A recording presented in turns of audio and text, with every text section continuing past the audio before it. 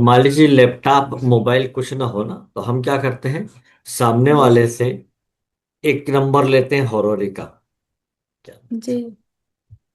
वो 1 से लेके 249 के बीच का। हम्म। अब जो भी उसने नंबर दिया हो, उस नंबर को आपको डिवाइडेड करना है बाय 12। सपोज उसने 12 नंबर, है ना, सपोज उसने, हाउसेस। है ना, नंबर दे दिया 34। जी अब आप इसको 12 से डिवाइड करें। जी। 24। वन। अब रिमाइंडर को देखना हमें क्या जी बचा। जी सर। अगर रिमाइंडर 0, 2, 6 या 11 आए, तो उसका जवाब होगा यस। यस नो में जवाब देना है। और हम्म। अगर रिमाइंडर हमारा जो है 1, 3, 7 या 9 आता है, तो इसका मतलब है आपका काम होगा, लेकिन डिले होगा, एंड हेल्प ऑफ समबडी। हम्म।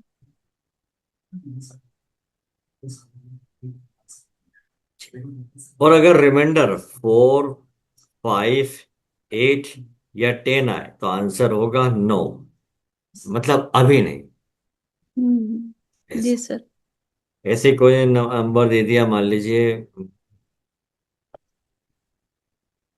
127, तो हम जी। डिवाइड करेंगे, रिमाइंडर बचा 7, है ना। तो 7 क्या बोलता है, काम में देरी होगी और किसी की सहायता से ही आपका कार्य होगा।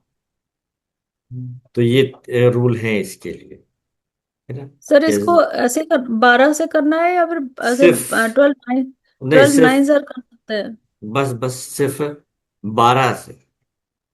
12 से करना है जी। हाँ, 12। हाँ, कोई अगर आपको जैसे, हाँ ठीक है, मान लीजिए 210 नंबर दे देता है, जी तो 12 से डिवाइड करेंगे पहले, तो क्योंकि टू जा तो ज्यादा हो जाएगा।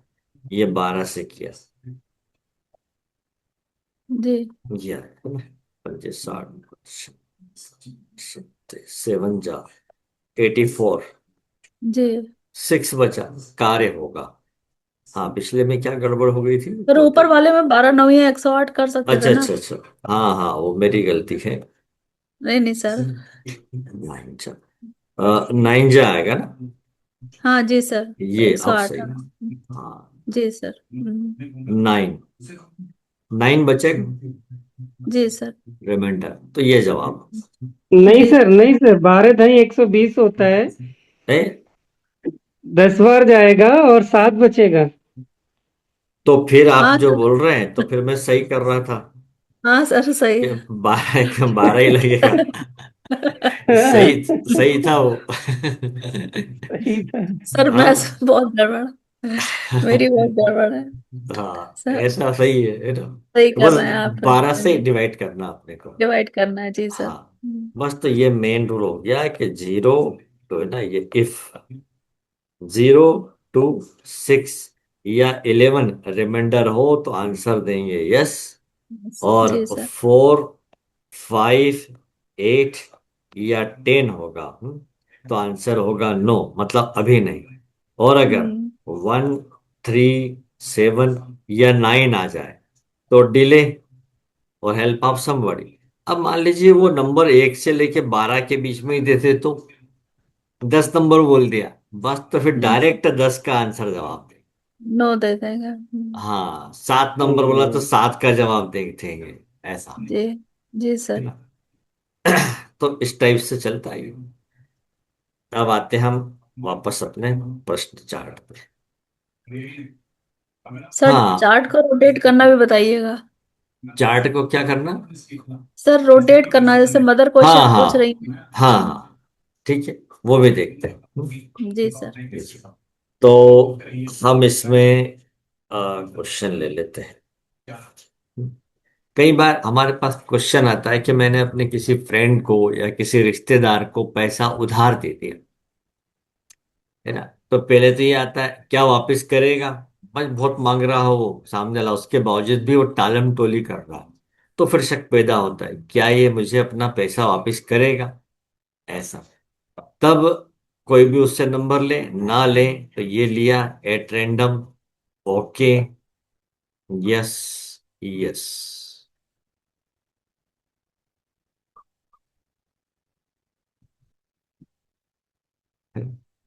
ये चार्ट बन गया।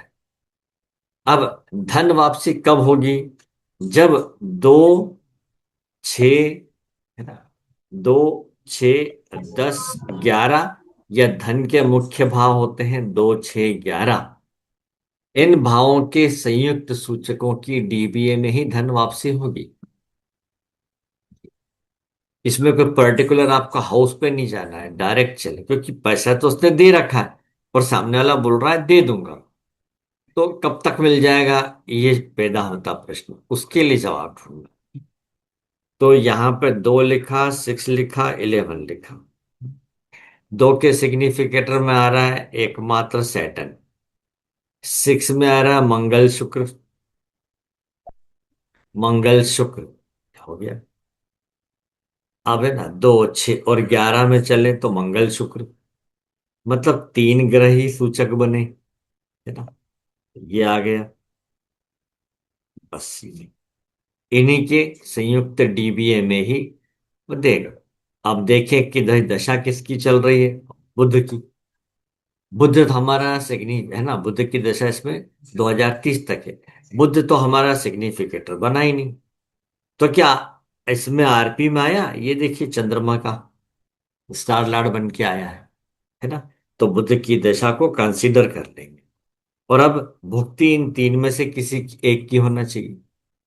तो अभी हम यहां देखें, ये आ गया राहु। राहु का है 20 अक्टूबर 2025 तक। तो राहु हमारा सिग्निफिकेटर नहीं है, हमें तो शनि, मंगल या शुक्र चाहिए। ये आ गया शनि यहां। तो ये पीरियड कब आ रहा है, जब ये गुरु का खत्म हो रहा है तो ये शुरू हो रहा है। मतलब पैसा, अगर हम साफ कह सकते हैं भैया पैसा आपका लाखों में है, इतनी जल्दी सामने वाला नहीं चुका पाएगा पूरी तरह से, है ना। तो अब ये 25/1/2028 लिख लिया मैंने, से कब तक है ये शनि का पीरियड, 5/10 to 30, 5/10 to 030, ये लिख के रख लिया हमने। ठीक है, अब हम गोचर लगाएंगे यहां से। लेकिन मैं एक बात बता दूं, इससे आगे गोचर जाने की जरूरत नहीं है। कारण क्या है, प्रश्न कुंडली 1 साल के लिए काम करती है। तो आप उसको बोल, 1 साल के अंदर होने वाली घटनाओं के लिए काम करती है। ज्यादा ज्यादा 1-2 महीने आप ऊपर कर ले। अब ये तो 2028 आ गया है, तो आप उसको सिर्फ एक अंदाज से बोल दीजिए, तो भाई आपका पैसा अभी 2 साल में तो नहीं मिलने वाला पूरी तरह से, टुकड़े टुकड़े में भले ही वो दे दे, है ना। क्योंकि दशा स्वामी अब यहाँ पर जो है बुध है। बुध द्विस्वभाव ग्रह है, तो एक बार में काम नहीं होगा, सामने टुकड़े टुकड़े में देगा, पूर्ण रूप से अभी वापसी संभव नहीं है, ऐसा। फिर आगे अगला प्रश्न लेते हैं हम।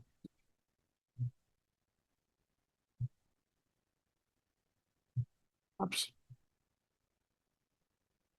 ट्रांसफर का केस आ जाए, है ना, पूछ रहा है क्या मेरा ट्रांसफर होगा, सामने वाला वो चाहता है नहीं चाहता बात की बात है, उससे इतना पूछा क्या ट्रांसफर होगा।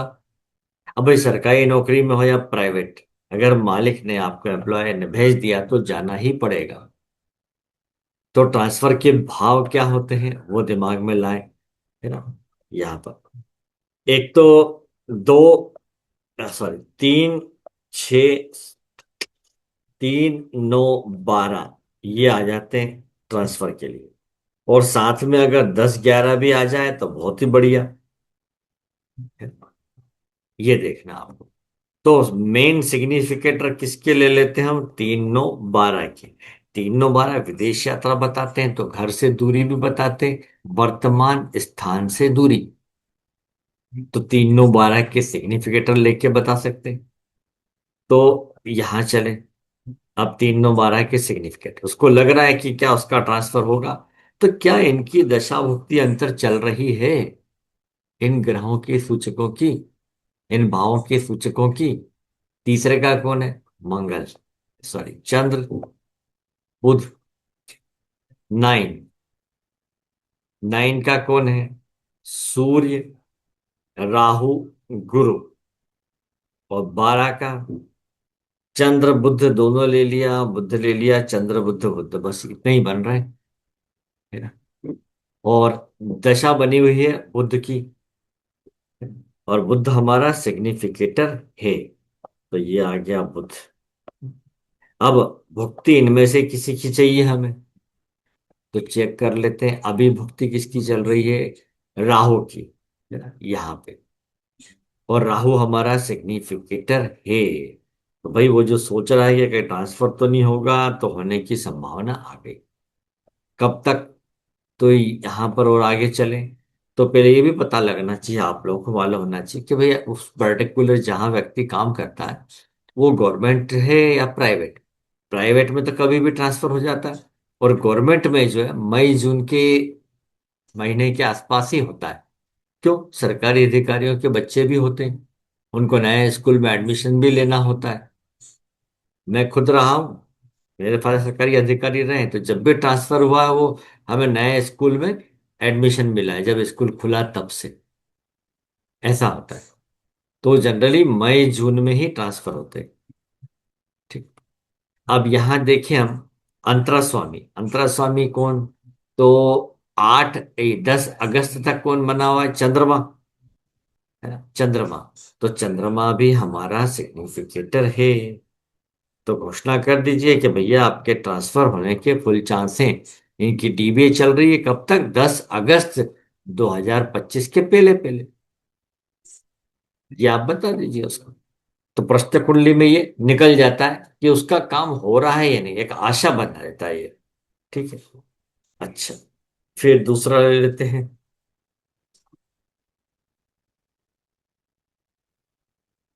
अब सर्विस का क्वेश्चन आ जाए। सर्विस कब लगेगी? हम्म, है ना। और मान लीजिए उसका नंबर दीजिए आपको 2, 3, 4, ऐसा।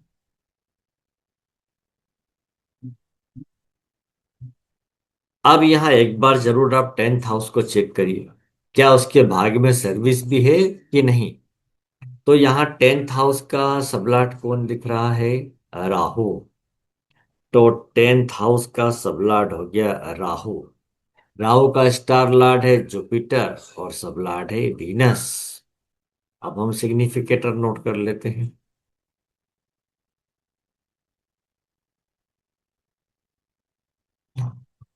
गुरु, गुरु क्या दे रहा है? 12, 4, 1, 10।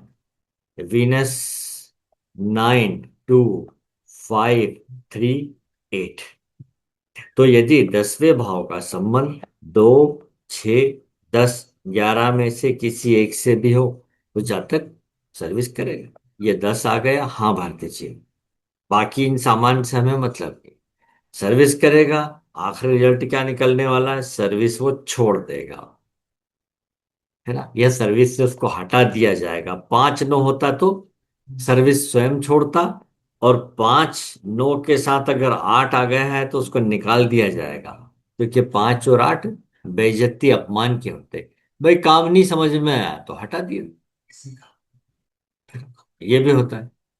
तो सर्विस करेगा। अच्छा, कब सर्विस लगेगी पूछा है। तब हम 2, 6, 10, 11 के सिग्निफिकेटर लेंगे। चलिए, 2 का कौन बन रहा है? मंगल शुक्र।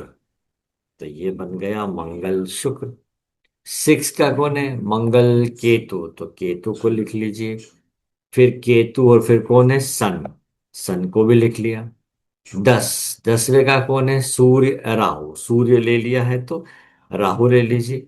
आगे कौन है? जुपिटर, जुपिटर को भी लिख लिया, है ना। 11 में शनि है, शनि भी आ गया। अब आपके पास 2, 2, 4, 2, 6 और एक 7 सिग्निफिकेटर आए। ठीक है। तो हम इसको शॉर्टलिस्ट कर सकते हैं करंट आरपी से। इसमें अब आपको सबलाड तक देखना है, ये सबलाड तक, है ना, प्रश्न कुंडली में। तो जेयू, गुरु है फर्स्ट नंबर पे है। जुपिटर, जुपिटर है क्या? यस, तो जुपिटर को उतार लीजिए। वीनस, वीनस है क्या? यस, वीनस भी ले लीजिए। शनि, शनि है क्या? है, ये है ना, ये भी आ गए। इधर चले, मंगल, मंगल है क्या? यस। बुध है क्या? बुध नहीं है ना। राहु, यस, राहु है। दशा क्या चल रही है बुध की? बुध हमारा सिग्निफिकेटर नहीं है, आरपी में आया है, यस। तो बुध की दशा को कंसिडर कर लीजिए। और अब भुक्ति किसकी चल रही है फिलहाल, है ना? ठीक है, राहु की है सितंबर तक। राहु हमारा सिग्निफिकेटर है क्या? है, ये डाल दिया है राहु। उसके बाद आप अंतरा पे जाएं, तो अभी चल रही है अंतरा 25 तक किसकी? चंद्रमा की है ना। चंद्रमा हमारा सिग्निफिकेटर नहीं है, फिर कौन आ रहा है? मंगल। मंगल है हमारे पास, यस। तो ये मंगल आ गया। अब ये समय अवधि क्या आ रही है, कहाँ चंद्रमा खत्म हो रहा है? 26 जुलाई को, है ना। तो हम ले लेते हैं 27 जुलाई 2025 से कब तक है ये? 18/9/2025। इस बीच उससे ये भी पूछना चाहिए हमें कि भैया उसने कहीं सर्विस के लिए आवेदन वगैरह दिया, कोई है ना, कोई नौकरी वगैरह के लिए कोई एग्जाम दी। अगर उसने गवर्नमेंट जॉब की एग्जाम दी तो इतनी जल्दी तो नहीं लगेगी, है ना। कारण क्या है, उसमें प्रोसीजर होता है। अभी एग्जाम कब होने वाली है, क्या हो चुकी है, एग्जाम दी है उसने, उसके बाद इंटरव्यू होता है 1 महीने बाद। इंटरव्यू हो जाने के 15 20 दिन बाद रिजल्ट आता है। फिर उसको ट्रेनिंग पे भेजा जाता है, फिर नियुक्ति होती है। पूरा प्रोसीजर ये समझ लेना चाहिए। तो अब हमारे पास ये टाइम आ गया। तो अब हम यहाँ पर, ये 7वां महीना है या 9वां महीना है, तो सूर्य का गोचर देखेंगे महीने के निर्धारण के लिए। तो ये 1 डे, ये तारीख डाली, 1 डे किया अपने आप उसने, 9 तारीख ले ली। अब हमें क्या चाहिए? 27 तारीख, है ना। 27 कैलकुलेट। सूर्य को देखिए, सूर्य किसके नक्षत्र में है? शनि के नक्षत्र में, है ना? शनि हमारा सिग्निफिकेटर है, यस है, छांटने के बाद ये शनि। तो अब यहाँ सूर्य ने तो बता दिया, शनि का महीना यही बता दिया। उसके बाद हमारे पास धीमी गति के जो ग्रह आ रहे हैं उनको लिख लीजिए।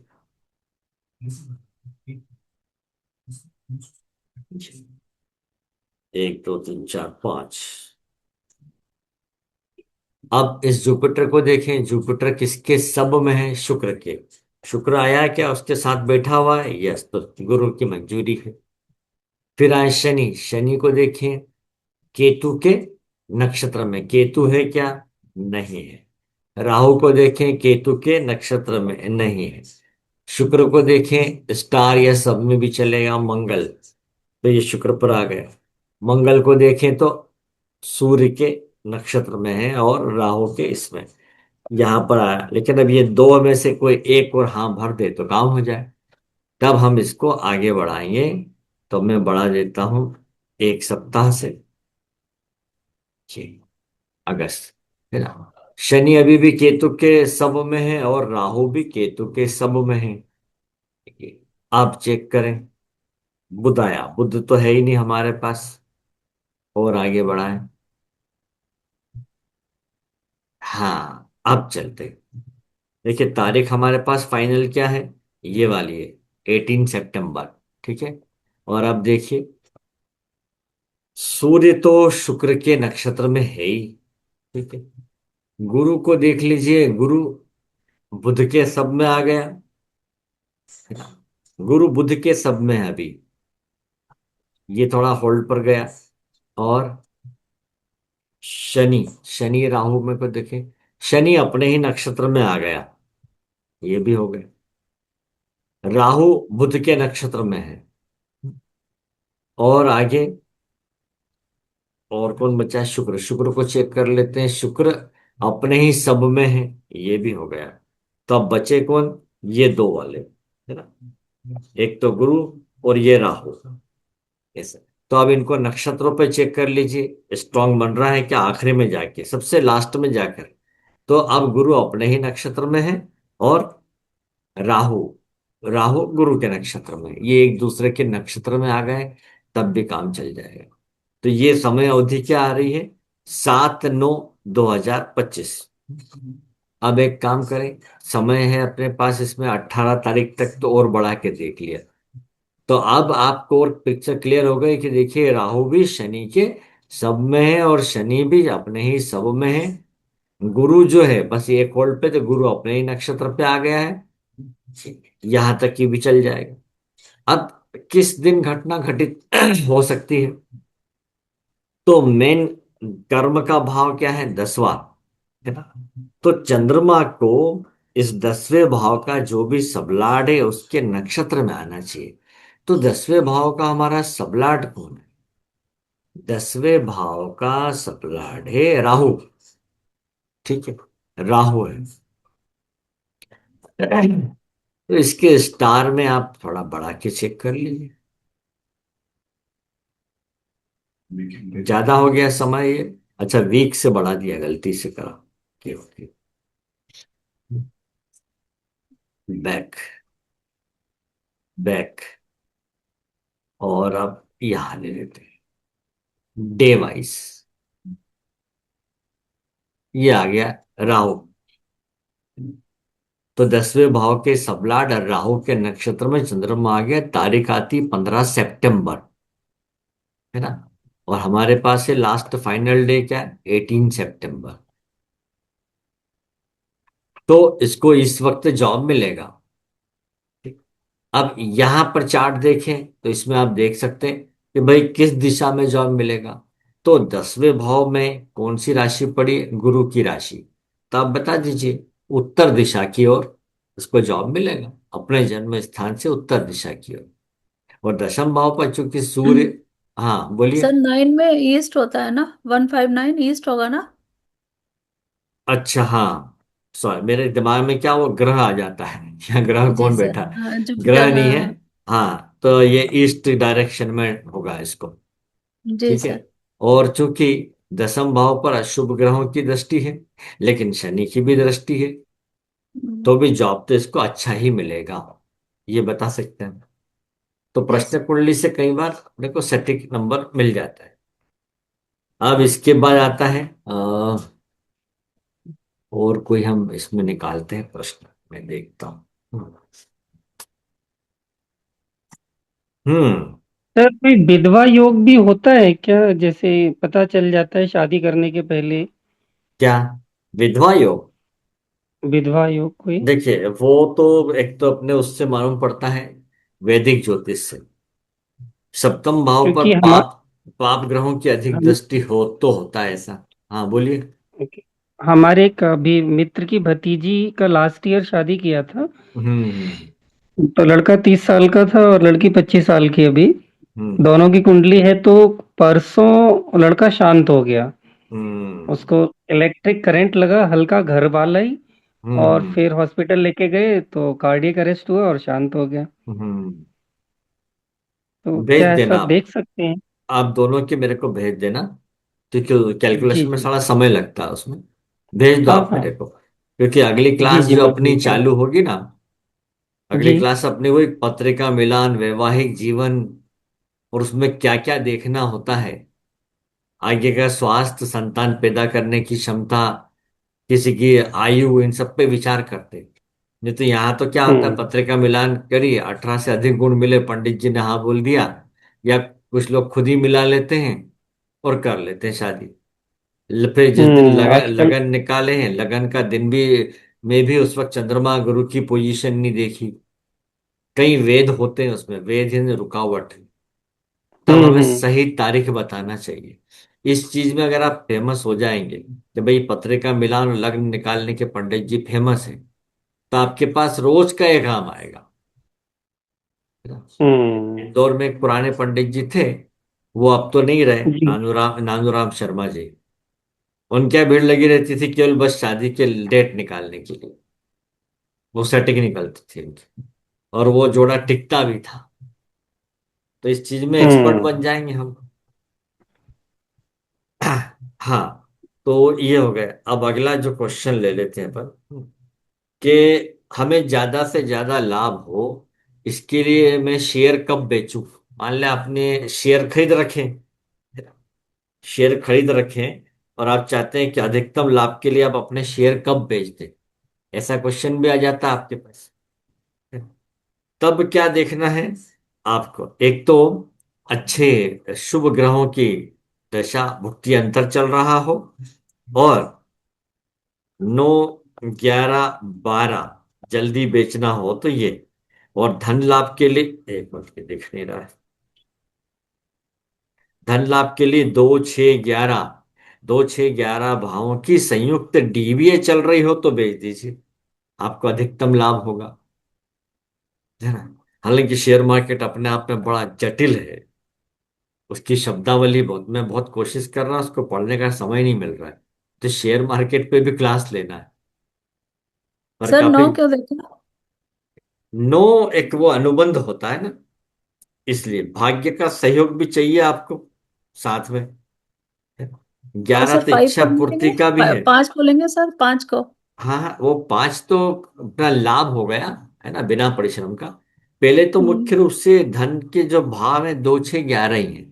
तो कभी भी आप हम्म। उलझ जाएं तो आप ये ले लीजिए। पांचवा तो हम कब कंसिडर करेंगे, जब कोई पर्टिकुलर भाव को देखना हो। कभी 5 हम्म। का संबंध 3 से है, 5 का 10 से है, तो कमीशन संबंधी कार्य या ऐसा जी। कार्य कर सकता है जिसमें कम परिश्रम में अधिक पैसा मिले। बाकी हम्म। सूचक की बात है कि कब अधिकतम लाभ हो, तो अधिकतम लाभ के भाव यही होते हैं 2, 6, 11, ये देखिए, तब अच्छा माना जाएगा। तो शेयर मार्केट में क्या है कि बहुत कुछ है, कुछ लोग डेली ट्रेडिंग करते हैं, तो उनका कोई एजेंट रहता है, उसके पास जमा होता है या रिकॉर्ड होता है, खरीदें बेचे खरीदें बेचे, थोड़ा बहुत भी लाभ दिखा खरीदो बेचो। ये एक लंबा प्रोसीजर है, और ये जो है सबसे ज्यादा अनएक्सपेक्टेड है। अभी जैसे आज के पेपर में आया कि अमेरिका ने वो चीन जापान पे जो है 10% या 25% टैरिफ बढ़ा दिया, तो सोने के भाव कम हो गए। अरे इनसे क्या लेना देना अपने इंडिया के सोने को, भाव बढ़ा रहे हैं वो उसके, चाइना के और इसके जापान के टैरिफ बढ़ा है, इंडिया में सोने के भाव क्यों डाउन हो गए। अंबानी जी बीमार पड़ गए, शेयर के भाव गिर गए। बड़ा अनएक्सपेक्टेड है कि अरे उसके बीमार पड़ने से कौन सी कंपनी बंद हो रही समझते नहीं। पर ये काम होता बुल्स और बुली करने वाले जो बैठे हुए एजेंट लोग हैं, वो करते हैं। हालांकि शेयर मार्केट को कंट्रोल करना कानूनन अपराध है, जो किया जा सकता है अपने दम पे भी। कुछ लोग डेली खरीदो बेचो करते हैं, रोज के 1000 रुपए आ गए तो भी चलता है, 10,000 लाख ये भी चलता है। और फिर एक पोर्टफोलियो बना लेते हैं, कि आपने सुना होगा वो निफ्टी, निफ्टी 50, मतलब टॉप 50 लिस्टेड कंपनियां, उनके शेयर खरीद के रख लिए। जैसे Tata power, ACC cement, solar energy, और भी जो भी टॉप पे चल रहा है जिसके, जैसे L&T।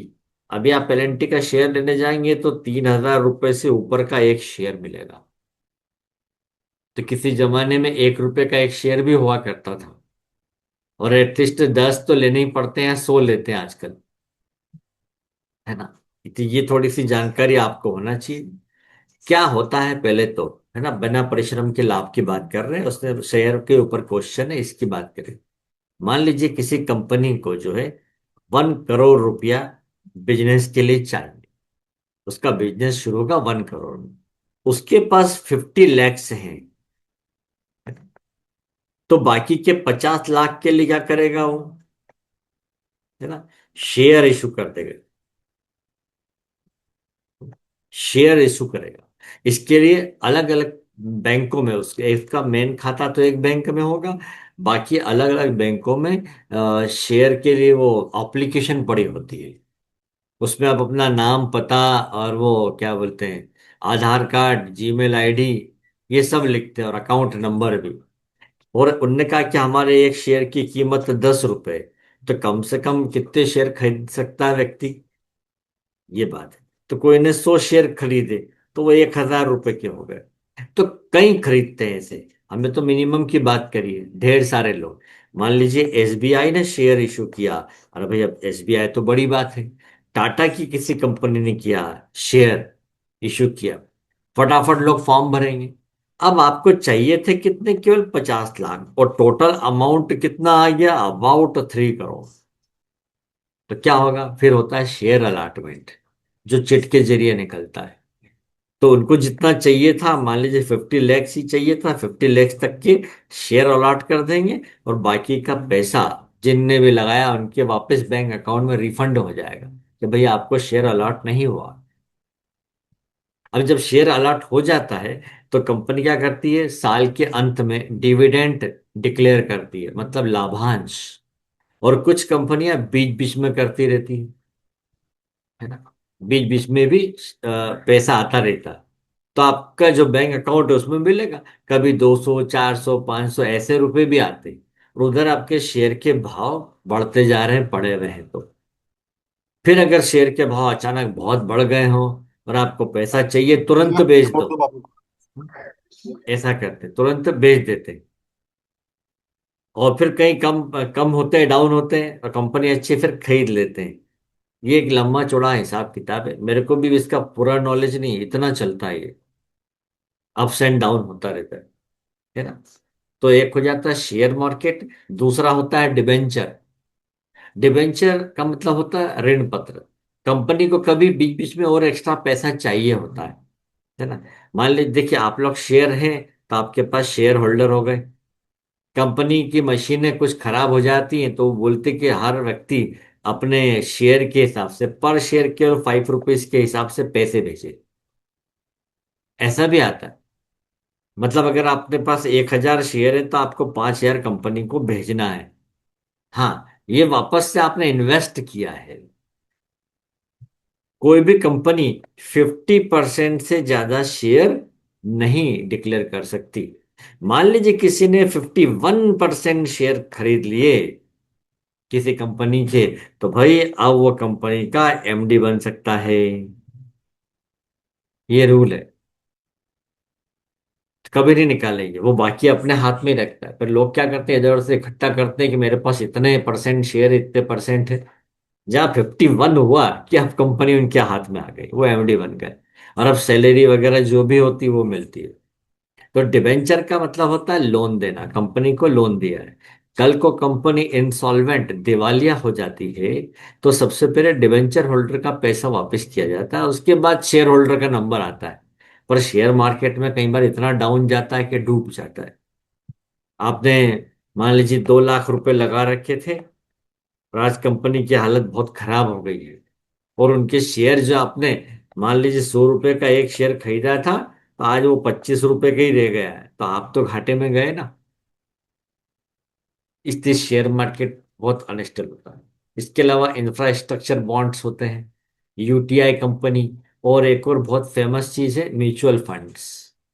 मैक्सिमम लोग म्यूचुअल फंड्स में लगाते हैं पैसा, और उसमें रिटर्न अच्छा मिल सकता है। पर इस पर डिपेंड करता है कि आपने किस कंपनी में लगाए। तो ज्यादातर लोग किस पर यकीन करते हैं, UTI, unit trust of India, है ना, गवर्नमेंट के अंडर में है, इसका लेते हैं। अब इसमें कैसे लेना है, मान लीजिए आपने 2,000 रुपये, है ना, महीना पर मंथ भर रहे हैं आप, है ना? तो साल के कितने हो गए, एक साल के 24,000। कुछ और भी स्कीम होती है जिसमें साल के आपको भरना है 2,000 रुपये। कब तक भरना है, 15 साल तक। तो आपने कितने दे दिए कंपनी को, 30,000 रुपये। 15 साल बाद आपको कितना मिल जाएगा, है ना, अराउंड 75,000। कंपनी कहाँ से देगी आपको इतना पैसा, जो आपने यूटीआई में हर साल 2,000 रुपये भर रहे थे, वो कंपनी ने आपका पैसा और मार्केट में लगाया, विदेशी मार्केट में तो दिया।